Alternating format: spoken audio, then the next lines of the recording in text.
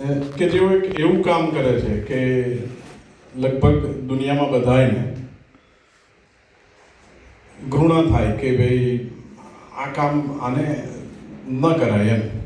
કારણ કે એમનું કામ એવું છે કે રસ્તે રખડતા જે કેટલાય દિવસ સુધી નાયા ના હોય હે ને, અને બદબુ મારતા હોય, ગંધાતા હોય, આવા માણસોને, ઢોર નહીં પાછા માણસોને, આપણી નજર જાય તો આપણું મોં બગડી જાય.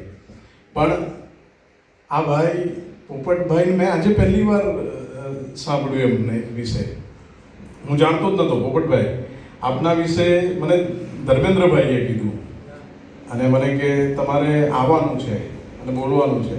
તો મેં યુટ્યુબ પર જોયું અને ખરેખર હું પણ ગદગદ થઈ ગયો કે વાહ ભાઈ, આવા માણસો પૃથ્વી પર છે એ સાક્ષાત દેવતા સમાન છે.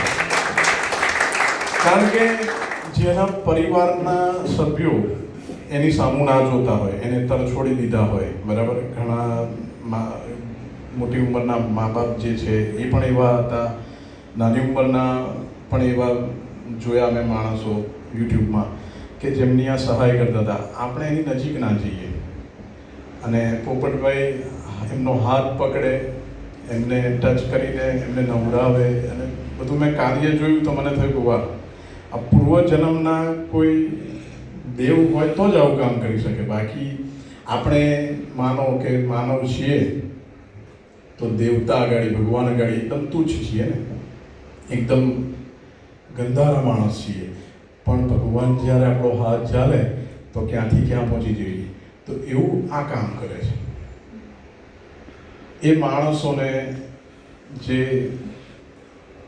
આશ્વાસન આપે છે, પોતે આવું જ ના હોય, ના પાડી દે છતાંય બાય ફોર્સ એનો મારે સારું કરવું જ છે, એમ સારું કરવું જ છે, એ જે એમની ભાવના છે ને, ખેવના છે ને, એના કારણે એ માણસ ના પાડે ને તો એને લઈ જઈ અને એમને સેવા પૂરી પાડે છે, એમના આશ્રમમાં રાખે છે અને એક સુંદર લાઈફ આપે છે.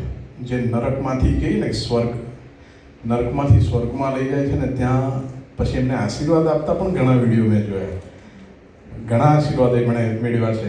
પણ આજે આપણે પોપટભાઈ આહિરનું સન્માન કરવા, એમના ગુણાનુવાદ ગાવા માટે અહીંયા એકત્રિત થયા છે. કારણ કે જે કાર્ય કરે છે એને બિરદાવવી આપણી ફરજ છે. તો એમનું ધ સોશિયલ મીડિયા આશ્રમ તથા પોપટ ચેરિટેબલ ફાઉન્ડેશનના એ ફાઉન્ડર છે, સંસ્થાપક છે.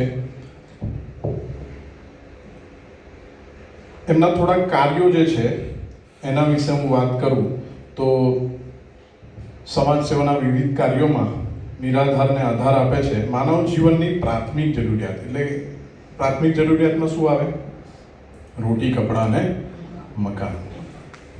મકાન ના હોય, રસ્તે રખડતા હોય, એ લોકોને લઈ જઈને વ્યવસ્થિત કપડાં પહેરાવે છે અને રોટી પણ આપે છે, અન્નદાન કરે છે, રહેવાનું પણ દાન આપે છે કે ભાઈ રાખે છે, ઘર આશ્રમમાં એમને રાખે છે, રોટી, કપડાં, મકાન પૂરા પાડે છે અને એ રસ્તા પર રખડતા લોકોને આખી નવી જિંદગી પૂરી પાડે છે. ગરીબ અને અપંગ જે લોકો હોય કે જે કોઈ એની પાસે કોઈ કામ ના હોય, ઘણા લોકોને એવું હોય કે હું શું કરું, કંઈ કામ જ ના હોય અને શોધવા જાય તો એમને મળતું ના હોય કામ, તો એ વ્યવસાય પૂરો પાડવો, એને રોજગારી પૂરી પાડવા માટે પણ મદદ કરે છે. આ બધો છે ને એમના એક મોર હોય ને, એ મોરને એના પીછાથી સુશોભિત લાગે હે ને. મોરને પીછા ના હોય, હાવ બોળો હોય તો કેવો લાગે, એવું આ છે યંગ, હજુ નાની ઉંમર છે, બરાબર, પણ એમના જે કાર્યો છે ને એ પીછારૂપી કાર્યોથી આ આખો મોર સુશોભિત છે હે ને. આ એક મોર છે, સુશોભિત છે. કેમ કે આ બધા કાર્યો એ કરે છે અને હજુ પાછું એક પીછું એ ઉમેરવા જઈ રહ્યા છે. મને ધર્મેન્દ્રભાઈએ કીધું કે આ વર્ષે છે ને એક આ બધા કાર્યોમાં એક નવું સોપાન એમનું ઉમેરાય છે, એક નવું પીછું ઉમેરાય છે, કન્યાદાનનું હે ને.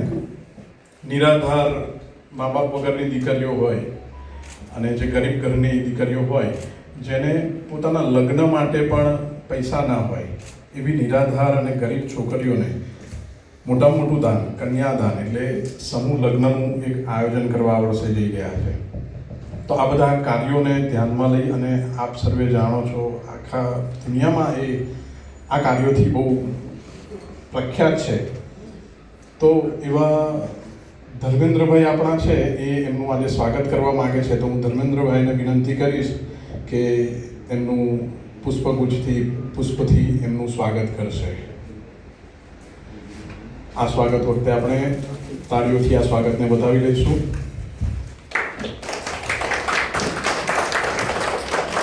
બોલો સિયાવર રામચંદ્ર ભગવાન કી જય.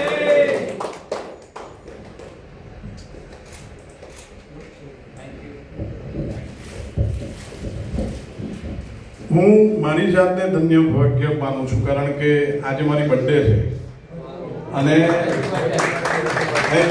મને ભગવાને એવો મોકો આપ્યો ધર્મેન્દ્રભાઈના થ્રુ કે એમનો મને ફોન આવ્યો કે મારે તમારી જરૂર છે, 2 શબ્દ બોલવાના છે. હવે મારે આટલા સારા કાર્ય કરનાર વ્યક્તિ માટે, આટલા સારા વ્યક્તિ માટે આજે મારે બોલવાનું થયું, તો એ પણ